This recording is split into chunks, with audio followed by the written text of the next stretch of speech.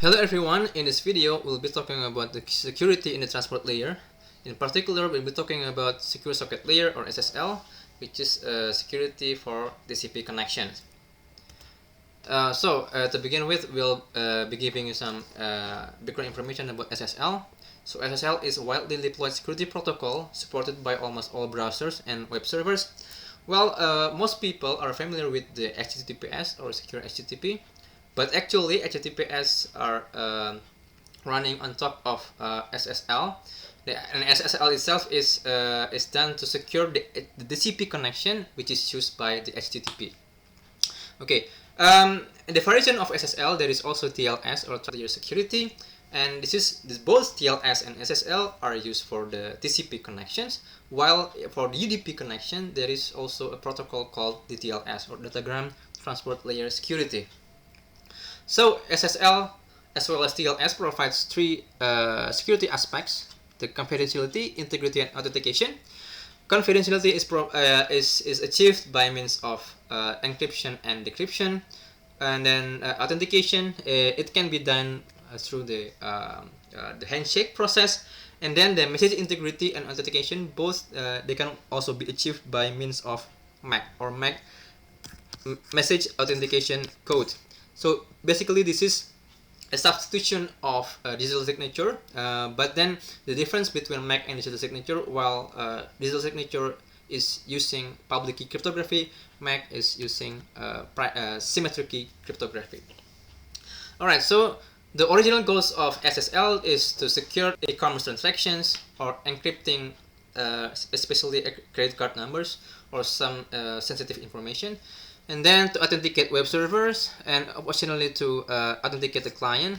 And then as I said before, it is not only available to HTTP, but it is available for all applications that are running on top of TCP. So for example, we can also apply SSL for SMTP session for mail transfer, and also for FTP. It is also known as SFTP, secure FTP. Alright, if you look at the protocol stack, SSL is located in between TCP and applications. So SSL provides an API for applications. So basically any applications protocol, HTTP, SMTP, FTP, they can use this API, which is written whether in C or Java, to create the version of HTTP or SMTP, secure HTTP or secure SMTP or secure FTP. Alright, now we'll be talking about the key mechanisms in SSL. So there are three key mechanisms. The first one is handshake. Handshake similar to TCP. So before establishing connection or communication between client and server, all eyes and Bob, so both client and server will exchange their certificate. So if we want to, let's say, authenticate only the server can, the client can simply ask the certificate from the server. But if the server wants to authenticate the client, so the client has to also provide the certificate of the clients. Alright, so that's the first one, and then both parties will use their own private keys to authenticate each other. So we can have both mutual authentication between client and server. And at the end of this mechanism, they will both produce a shared secret. So this shared secret will be used in the key derivation function or key derivation phase, which is the purpose of this key derivation is to produce a set of keys that will be used in communication. Okay, now as we can identify in the handshake process, the client server are using certificates and the private keys. So basically in this process, the public key cryptography is being used, but in the key derivation, the symmetric key cryptography is being used because it is more efficient for the communication.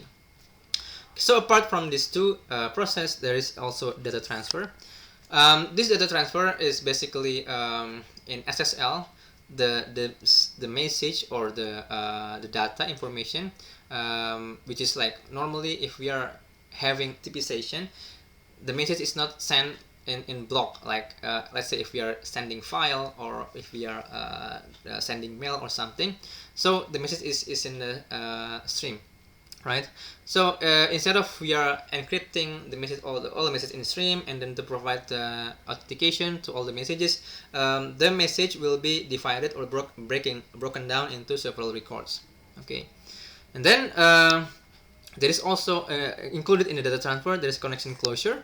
So it is a mechanism to securely says that the connection is also already closed. Okay, so before we talk about the handshake process, first we'll just review some cyber suits provided by SSL. Okay, as we already discussed before, SSL uses public key algorithms. This is for the handshake, and then it's also using symmetric key cryptography, symmetric encryption algorithm for the communication, and it also uses MAC to provide message integrity and message authentication. Okay, so this is only for the handshake, and this is both of these are used for the communications. Okay, so SSL supports several cipher suites. For example, for the symmetric ciphers, it provides DAS, 3DAS, RC4, RC2, as well as AES. It should be listed here. And also for the public key encryption, it uses RSA. This is the common one, but it can also use ECC, for example, or elliptic curve cryptography.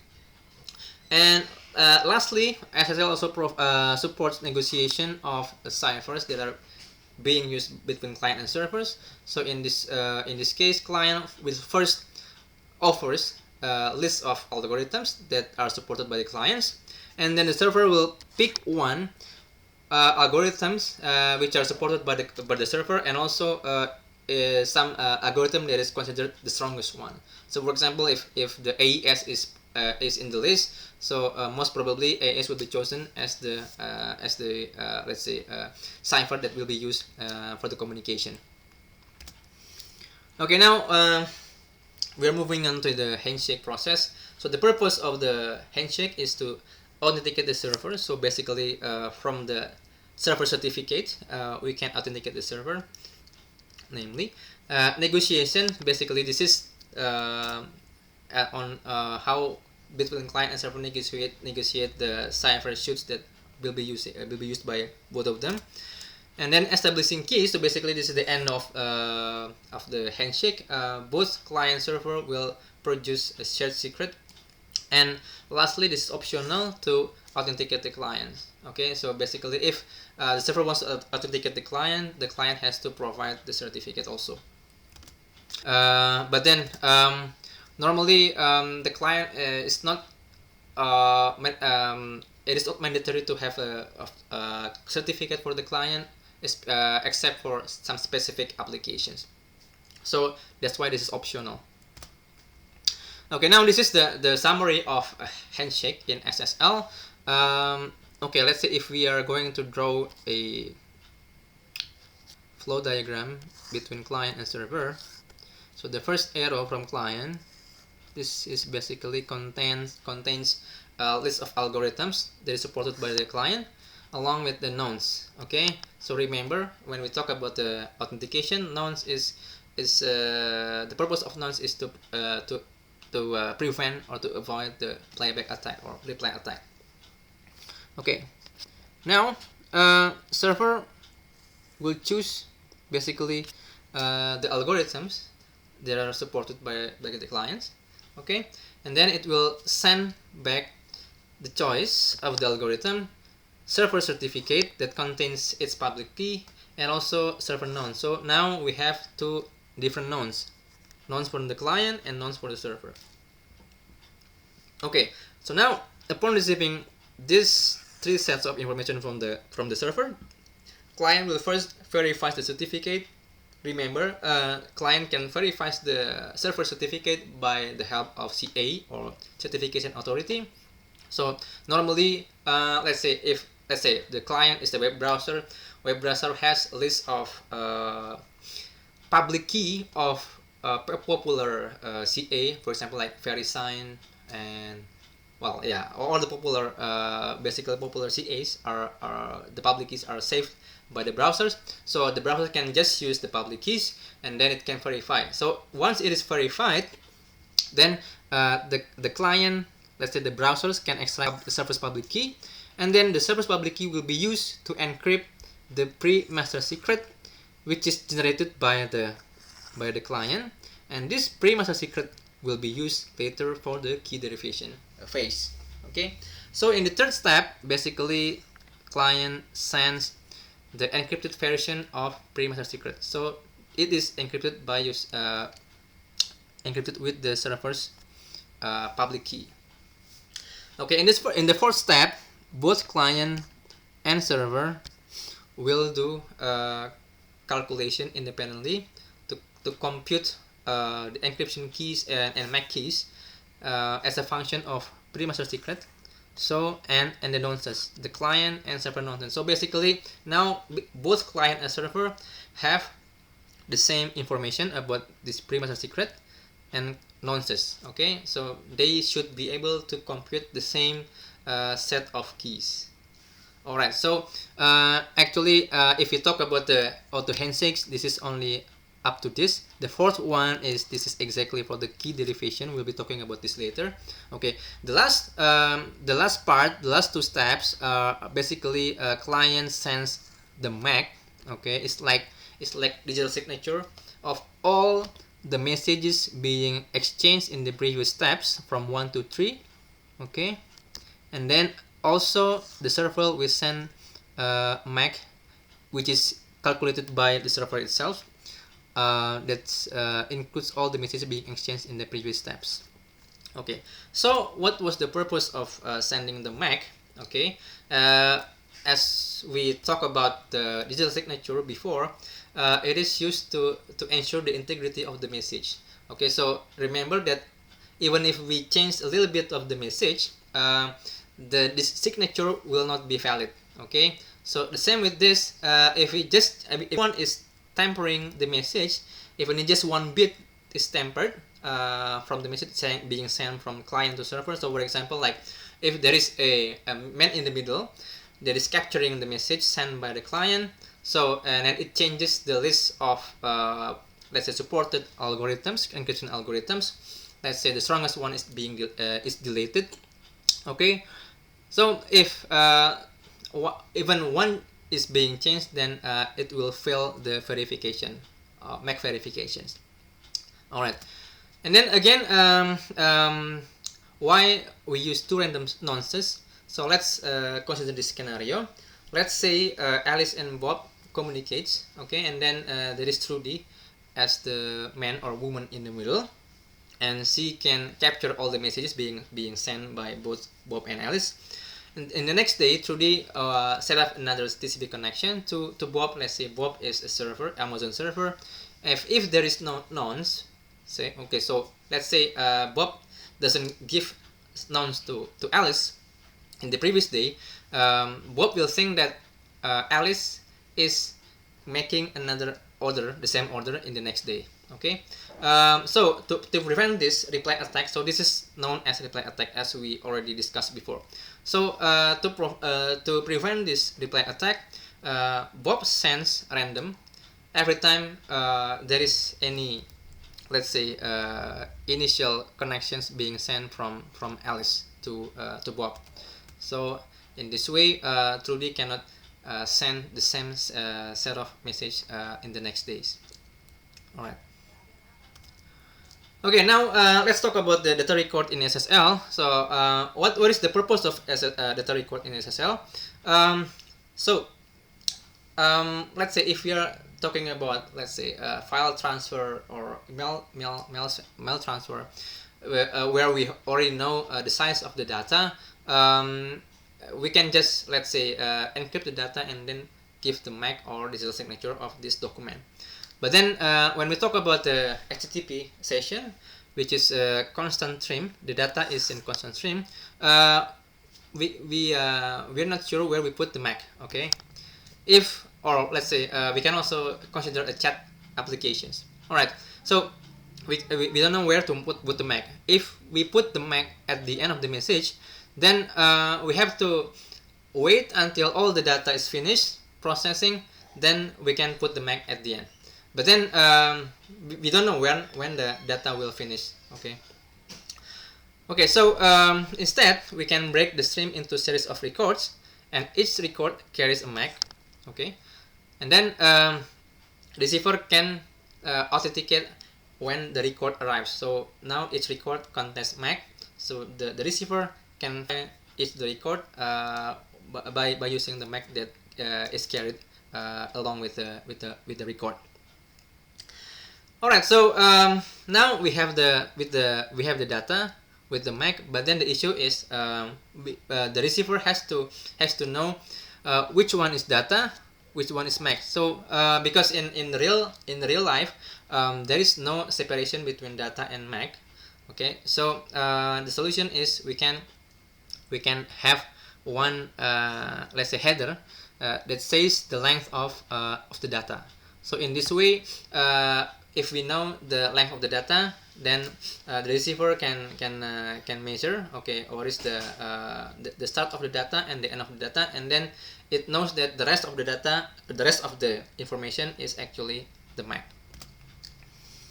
Okay, now again, still there is an issue with the replay attack. Okay, an attacker can capture and then replay the same set of data and MAC. So for the solution for this, we can put the sequence number into the MAC. So basically, we add sequence and data. So this means that we create a MAC out of sequence concatenated with the data, and this MX is the key that is used for creating the MAC. Okay, but then we don't provide sequence number in the header or in the fields. Okay, so we only kept length, data length, okay, in the fields. Now again, the attacker can also replay all the records. Now we can use nonce as before, right? So this is in addition to the sequence number, we can also use nonce to prevent the replay attacks. Okay, now this is about the control information. Okay, there is also truncation attack. So for example, an attacker can forge the TCP connection, close segment. So in this, if there is if both receiver and sender receive this message, both parties will think that the communication is already over, which is not. I mean, actually it is not over, but then they will think that the communication is already over.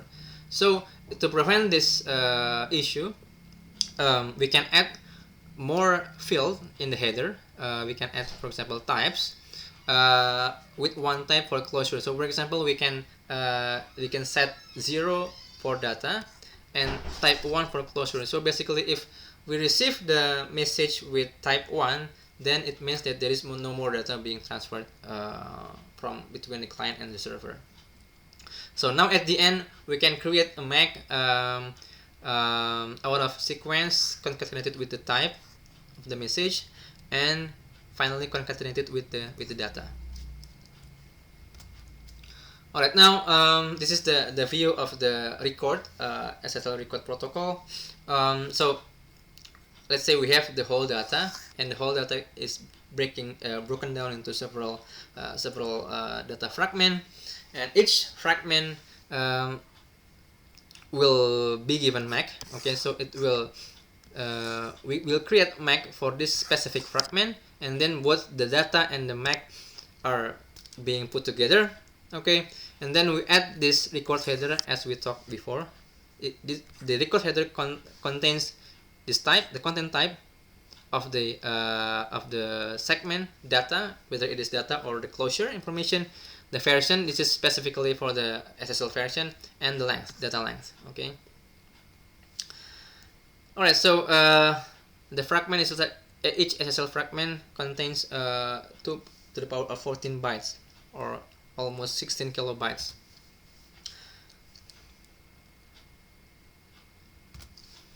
Okay, so this is the view of real SSL connection. First with the handshake, client hello, server hello, and then server gives the certificate, server hello done. So basically this is the end of information from the server. And then there will be a key exchange. Okay, this is when the client sends the pre-master secret encrypted with the public keys of the server, and then cyberspec, it is actually at the if we review the step in the previous slides, it is the first part that we are doing. And then afterwards the handshake finished. Okay, so the order of this handshake is a little bit different than what we talked before, but then we should take the steps that we discussed in the steps. All right, now yeah, we can have, let's say for example, application data and data, and then when, as long as the application type is given field 0, then it means that there is still data being exchanged. But then once it is the type is set with 1, then it means that it is closing of the session between the client and server, and then it will be followed by TCP fin. Okay, lastly, we'll be talking about the key derivation phase. Basically, it is a function of client nonce, server nonce, and pre-master secret to create a set of different keys for the communication. So this machine will be put into pseudo-random number generator, produces master secret, okay, and then the master secret and then some new nonces will be input into another random number generator to create key block, and then the key block will be sliced. So basically, like we generate a big size of key block, and then we'll slice this block into actually the most important one are these 4: client make key, server make. So basically we'll be having different keys for the client and for the server. So for example, if the client sends a message, it will use the client encryption and client make keys, and then if the server sends the message, it will use the server make key and the server encryption key. But then since both client and server have the same sets of keys, they can basically encrypt and decrypt the keys, and encrypt and decrypt the messages. While this client initialization and server initialization factor, these are yeah, as we said, as we see in the what is it, public key cryptography, we can also use client or server initialization factors. So I think that's it for the SSL. We'll see you again in the next videos about the operational security.